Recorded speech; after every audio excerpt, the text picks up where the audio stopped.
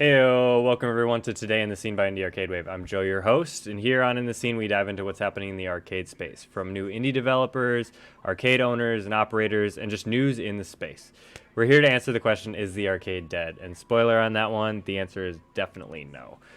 I'm part of the team that brought Galactic Battleground to the arcade space in 2017, and I've been active in the arcade scene ever since.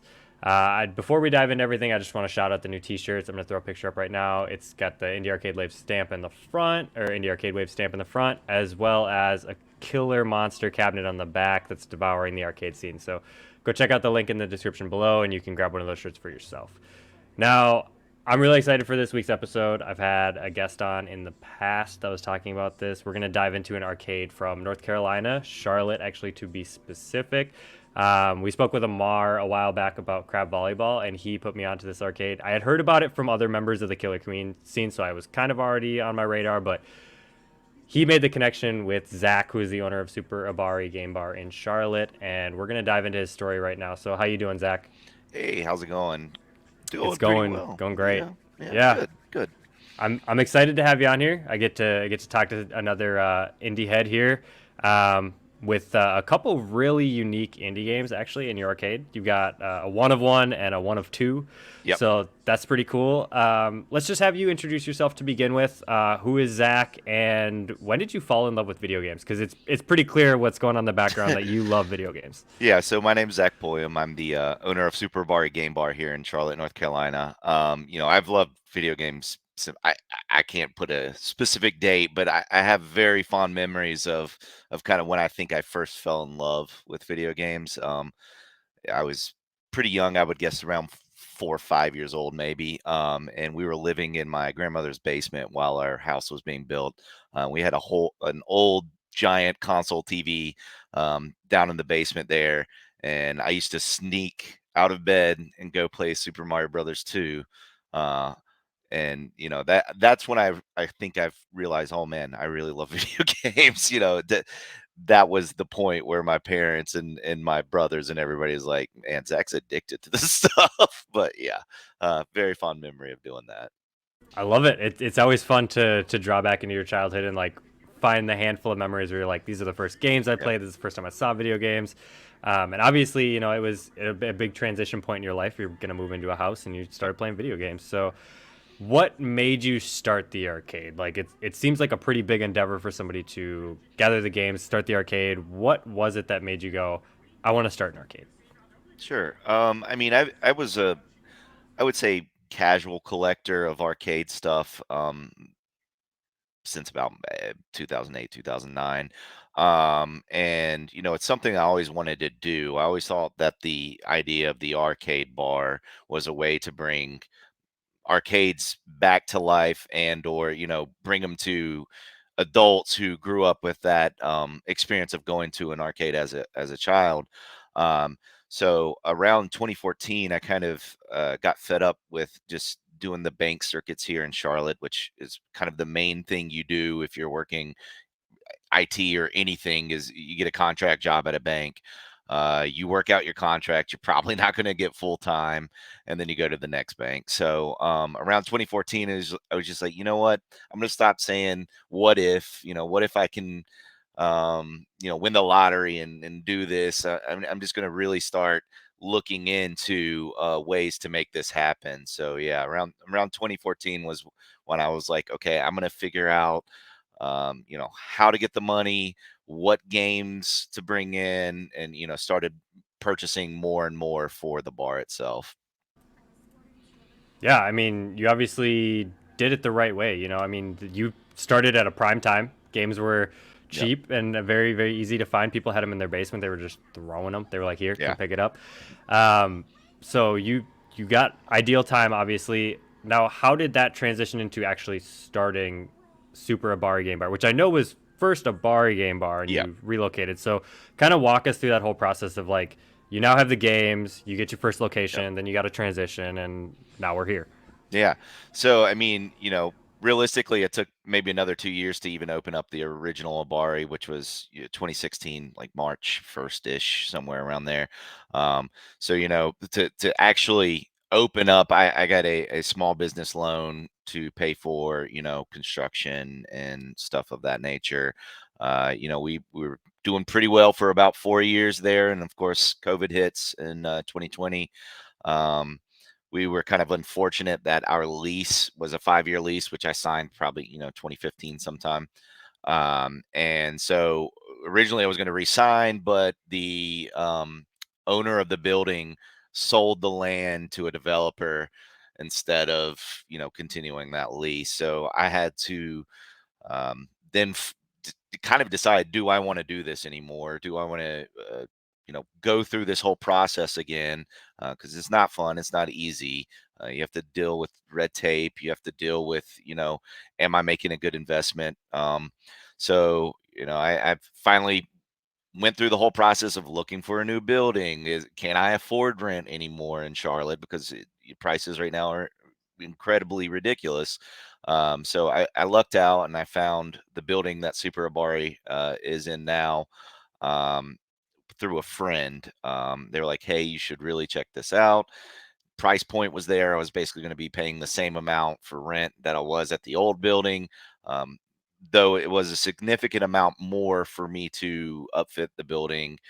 So I kind of took it as the chance to like really do things better than the original place.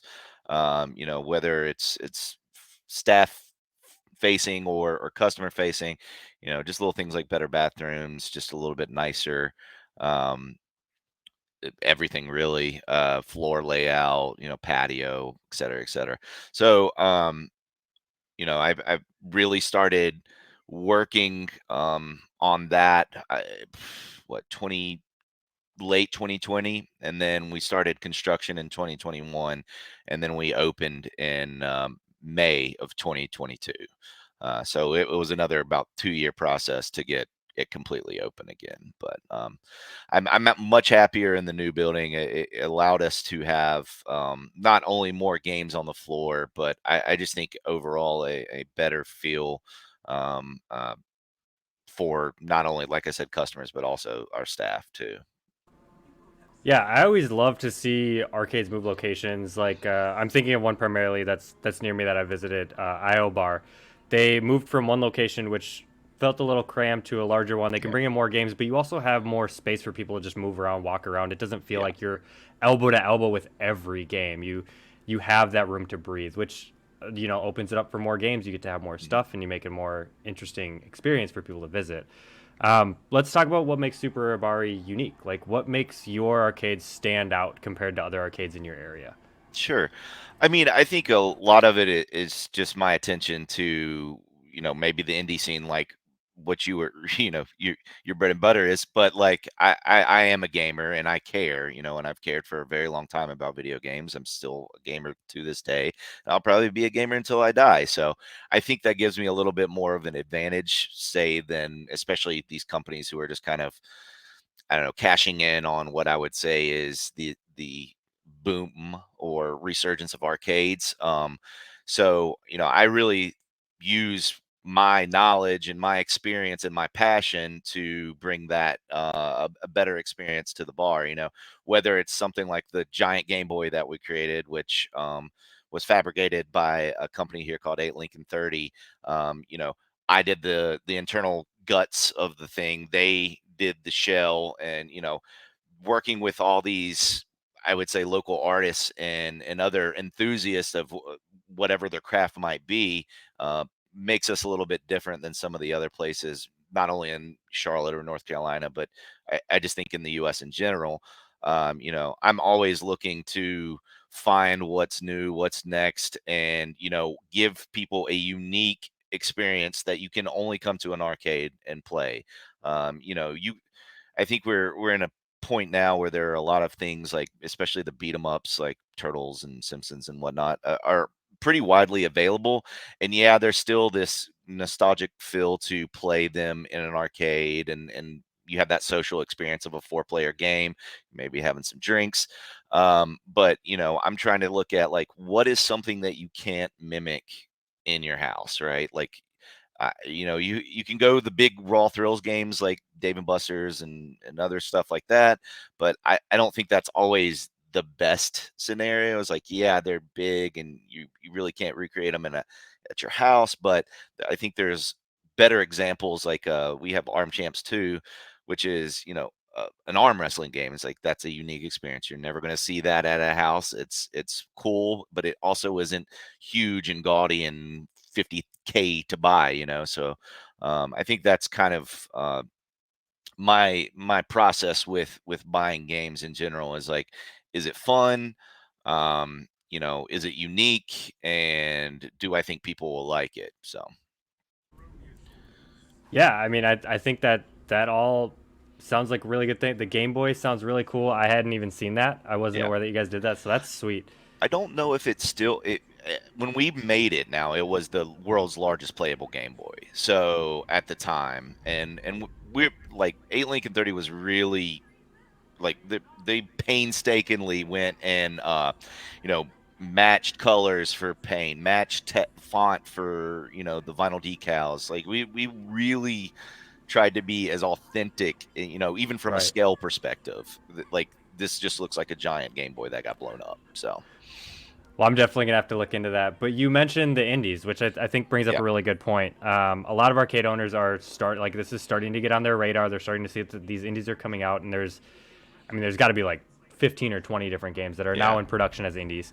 Um, let's talk about Killer Queen. You brought that in. That was the first indie you guys brought in, right? yeah. Killer Queen. Hmm. So why did you bring in Killer Queen, and why did you want to take that risk on a game that, I mean, let's be real, it's like $14,000 for the cabinet. Yeah. What made you want to take that risk? So I mean, being like I said, just a gamer in general, I would go to Magfest pretty much every year. I haven't in a while, but so my first experience with Killer Queen was at Magfest, and I think just the energy around the game, and me playing it and playing it with friends and playing it with new people that I just met, I was like, wow, this game is really from a social standpoint a great game. Like you meet new people.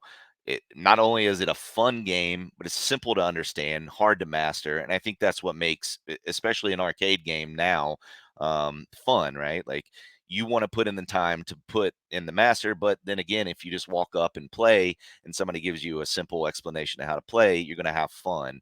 And then, the multiplayer aspect, once again, is just really awesome for that game, especially since it's 10 people. But um, it really just kind of grabbed my attention. I was like, wow, yeah, I have to have this. And that might have been like 2015, 26. I don't remember. It's right before we opened for sure. And I was like, well, I've got to see if we can get this for the bar. And like you said, it had a pretty hefty price tag because I don't even remember how many were publicly available then, maybe five or six. I don't know. It was a pretty small amount, but Yeah, it's still pretty early in their yeah, distribution cycle. I think they might have had like maybe 10 out at that point. yeah, it was a very small amount, and then of course Raw Thrills. This was pre Raw Thrills cabinets and everything. So I hit up Josh and basically told him, hey, I'm opening this bar. I really love your game. I would love to do it, but monetarily, I don't know if it's feasible. And he's like, well, we can do a profit share thing. And so that's kind of what we did when we first opened is we profit shared. And then it got to a point where I was like, well, this is doing great. I'm going to buy a cab now because, I had seen how it earned and we'd already kind of started building a pretty good community around the game itself. So I just kind of had been open, had some revenue, saw that it was worth my time, and then I purchased it. I can't remember the day, but it was pretty early. I think Raw Thrills days at that point, like one of the first Raw Thrills cabs. So Yeah, I love. I mean, it worked out really well for you. You got to see it at a convention that you already went to, you already yep, trusted. You got to play the game quite a bit, and then you bring it in and you see that it earns, it does well, yeah, and your community likes it. And I know I've met a handful of people from your community down at Bumble Bash 4. That was where I like really started to meet a lot of the people that are from the Midwest in the Killer Queen scene. hmm, And yeah, they loved it. They loved your bar. So here we are talking about it. Let's talk about crap volleyball. Like this is another one yeah, that's really big for you guys. I already had Amar on. We talked about the game, how development and everything went, and you're the reason that it has a cabinet. You know, you helped facilitate that. So, when did you first see crab volleyball, and how did you take it from there to the cabinet, which is now in Super Abari? Yeah, so I mean, Amar's been a regular of ours for a long, long time, and love the guy. He's a good dude, a close friend. I would even say.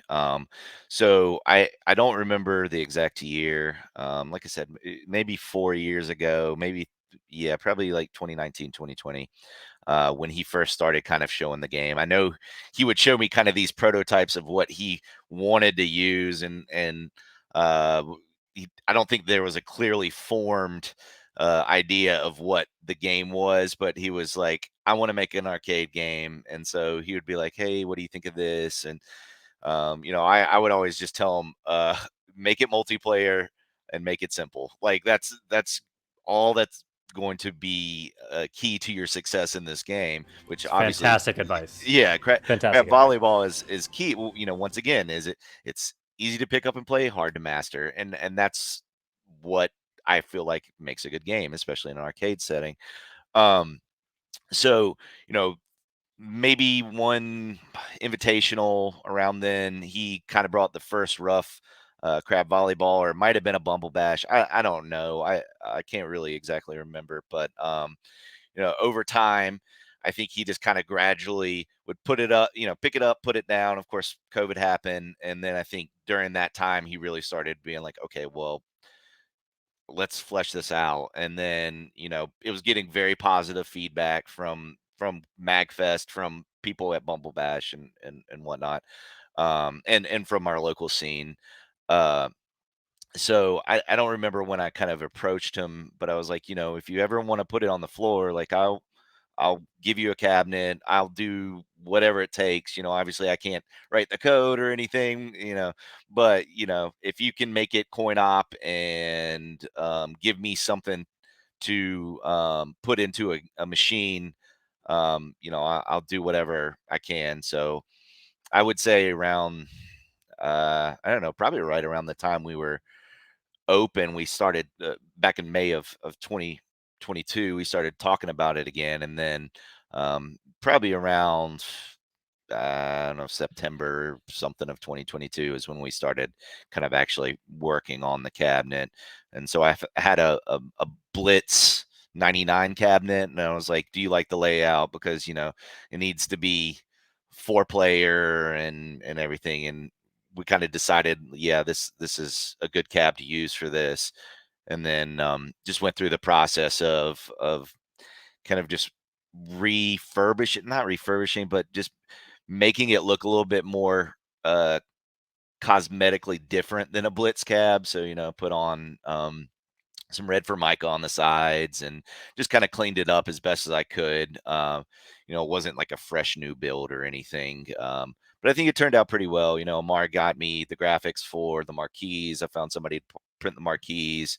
Um, I think it's going to constantly change as time goes. This is in all, you know, respects a prototype cabinet, I guess is what you would call it. I think it looks pretty good for what it is, but yeah, Yeah, I think that's a great move with the prototype cabinet. That seems to be kind of the move that a lot of people are making. I know Highlight Heroes, they did it in a Frogger cab, or another cab that's the same shape as a Frogger. yeah, Street Cleaner, he did it out of Police Chase something. I don't remember the exact Chase thing, but HQ or something like something that. like that. But Yeah, I like, and the Downwell cabinet, like all these cabinets are old cabinets that aren't being used anymore and are being refurbished, which yeah, I think is a great way to go about your initial build and kind of test and see what you like, what you don't like. yeah, I mean, exactly. we modeled our cabinet after TMNT. Like it's just a Yeah, perfect 4 player Konami. So yep, um, I think that's awesome. And you've got a couple other games in there. You just brought a new one out that you put on the floor, which is Nidhogg 2.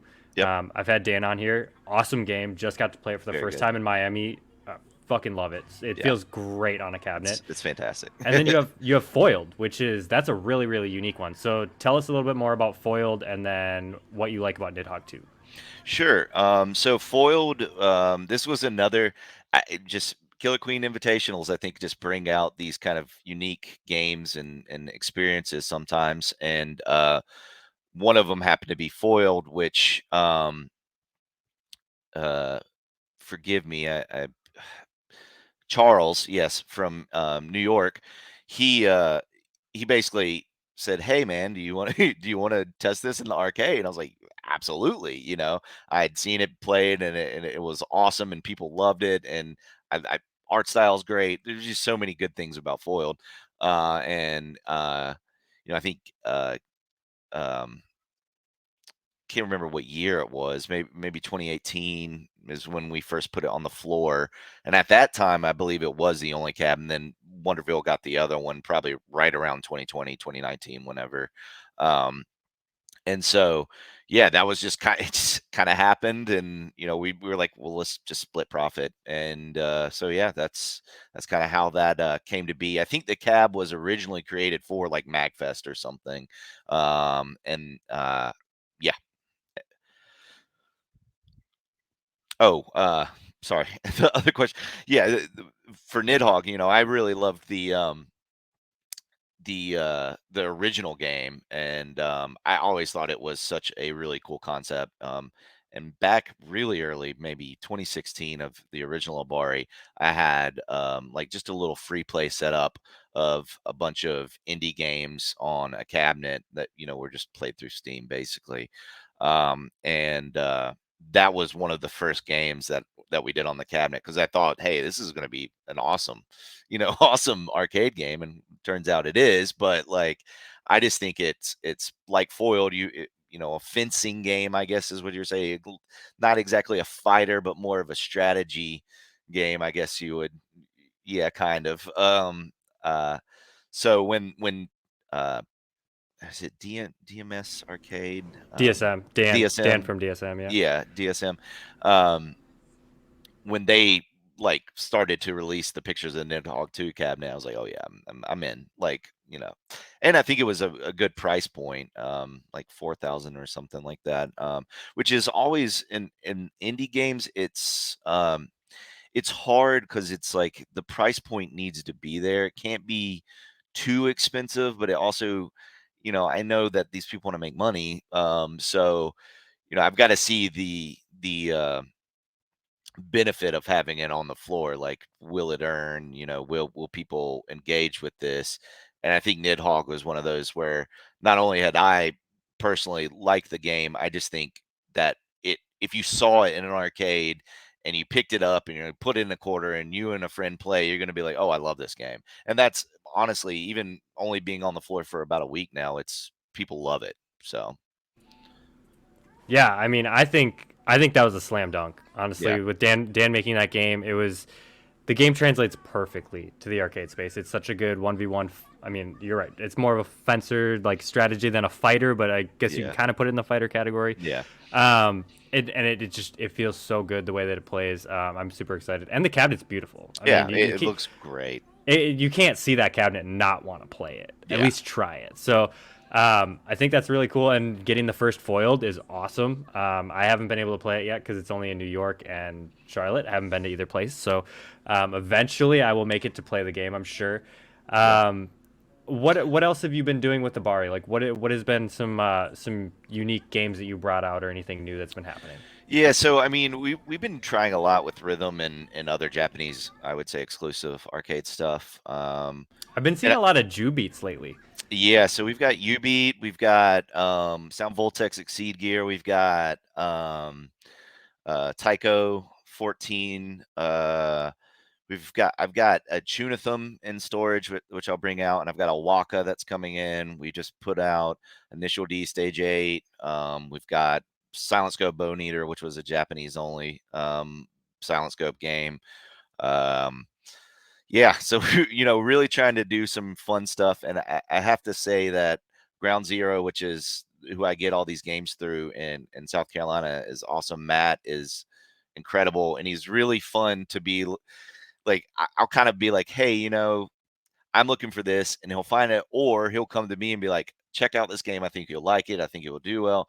And that's kind of how some of these games, like I have Panic Park, which is really awesome, and Love that Bishibashi. game. Yeah, both of those are just they're fun, and I probably would have never thought, oh man, this would be great until he came to me and showed me the games themselves, and I was like, yeah, well, let's definitely. I mean, I could see especially Bishi Bashi, it's 4 player. It's just a button masher, and everybody loves it. So stupid fun basically.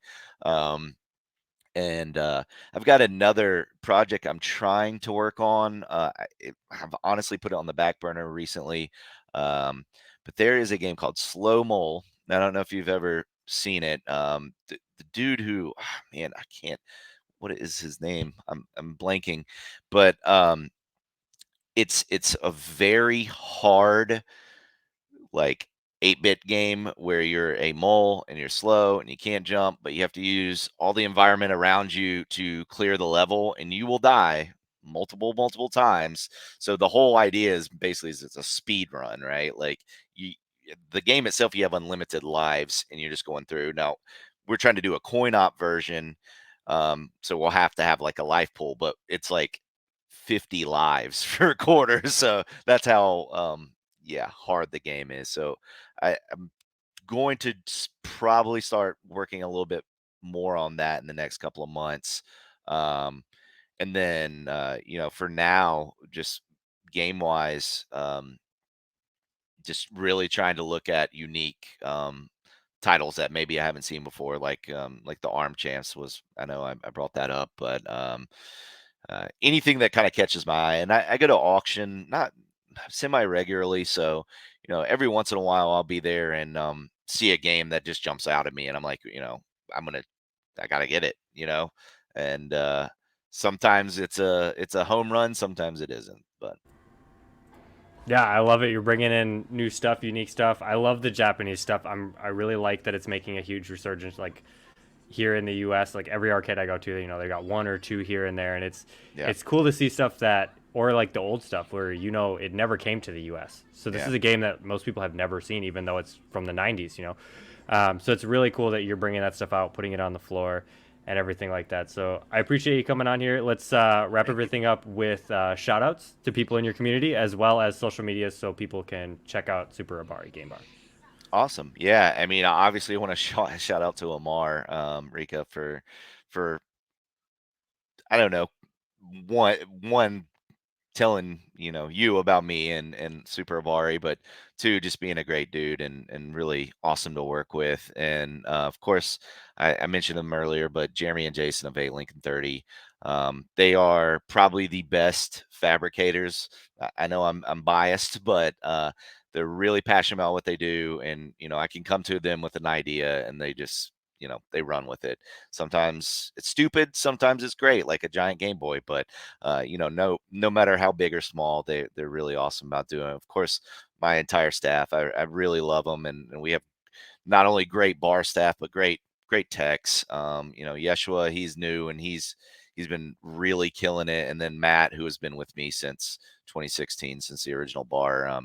He's a fountain of knowledge and really beneficial to keeping all our games nice and working. We have to fix crap every day, so I'm really appreciative of having um, you know all of my staff. And yeah, so if you would just give us a follow on social media. We've got Abari Game Bar for our Instagram, of course, a Super Abari Game Bar on Facebook, and then at Super Abari on TikTok, which you know, I'm old. I'm trying to learn TikTok, but we're working on it. So, yeah, definitely give us a follow. We're pretty good about posting. We post new games. We post all the cool events that we're doing, which is really cool, which I guess kind of ties into indie games in general. This weekend on the 19th, yeah, we are doing a customs um, pinball and arcade event